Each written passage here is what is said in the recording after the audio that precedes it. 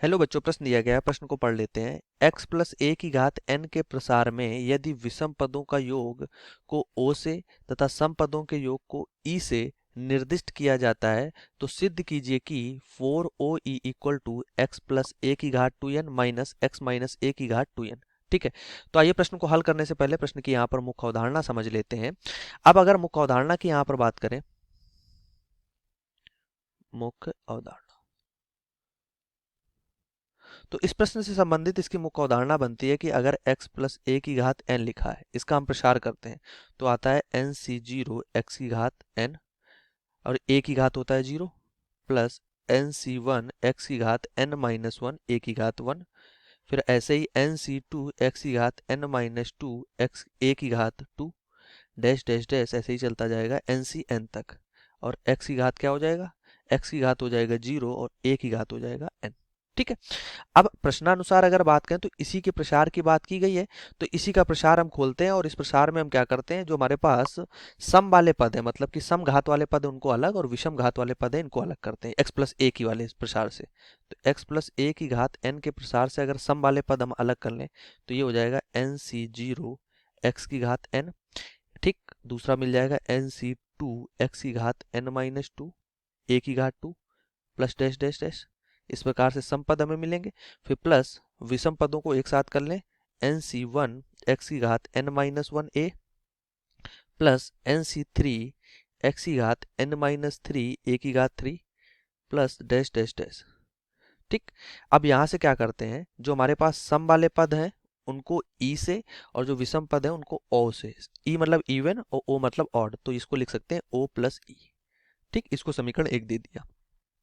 इसी प्रकार हम क्या करते हैं, x माइनस ए का प्रसार करते हैं। अब अगर x माइनस ए की घात n का प्रसार करना है तो ये होगा nc0 x की घात n माइनस nc1 x की घात n माइनस 1 a की घात 1 प्लस nc2 x की घात n माइनस 2 a की घात 2 डैश डैश डैश ऐसे ही चलता जाएगा। कहाँ तक, ये जाएगा हमारे पास ncn x की घात n माइनस n और a की घात n तक।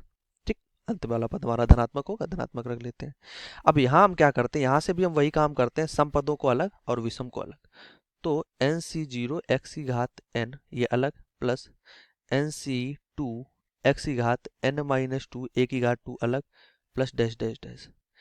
और जहाँ पे विषम पद है वहां पर देखो क्या आ रहा है, ऋणात्मक का साइन आ रहा है, विषम घात भी है तो निवाइनस हम बाहर कॉमन ले ले रहे हैं। तो nc1 x की घात n माइनस 1 और a प्लस nc3 x की घात n माइनस 3 a की घात 3 धन डैश डैश डैश। अब इसी प्रकार x माइनस a की घात n से हमें यहाँ पे क्या मिल जाएगा, वही सम वाले पद को हम e से लिख लेंगे और माइनस ऑड वालों को o से लिख देंगे। इसको समीकरण 2 दे दिया। हमें क्या चाहिए, हमें 4OE equal to X plus A की घात 2n माइनस एक्स माइनस ए की घात 2n ये सिद्ध करना है। तो बायां पक्ष ले लेते हैं, LHS ले लेते हैं 4OE। तो 4OE को हम ये लिख सकते हैं कि हम ये लिख दें E1 प्लस ऑड का whole square minus E1 minus odd का होल स्क्वायर। यहाँ से हम खोलेंगे A square plus B square से, यहाँ A square minus B square से, तो E square O square cut जाएगा और प्लस का 4E1 क्या बच जाएगा, 4OE बच जाएगा। तो यहाँ पर हमने वही लिख लिया है। तो यहाँ से क्या होगा, क्योंकि हमने इसका मान निकाल रखा है पीछे, x प्लस ए की घात n की घात हो जाएगा 2 और यहाँ हो जाएगा x माइनस ए की घात n और इसकी घात हो जाएगा 2। तो यहाँ से ये क्या आ जाएगा, ये आ जाएगा x प्लस ए की घात 2n माइनस एक्स माइनस ए की घात 2n। ठीक, ये हमारे पास यहाँ पर क्या आ जाएगा, मान निकल के आ जाएगा जो हमें प्रूफ करना था, सिद्ध करना था। तो ये सिद्ध हो गया। तो आशा करते हैं प्रश्न का उत्तर समझ आया होगा। धन्यवाद।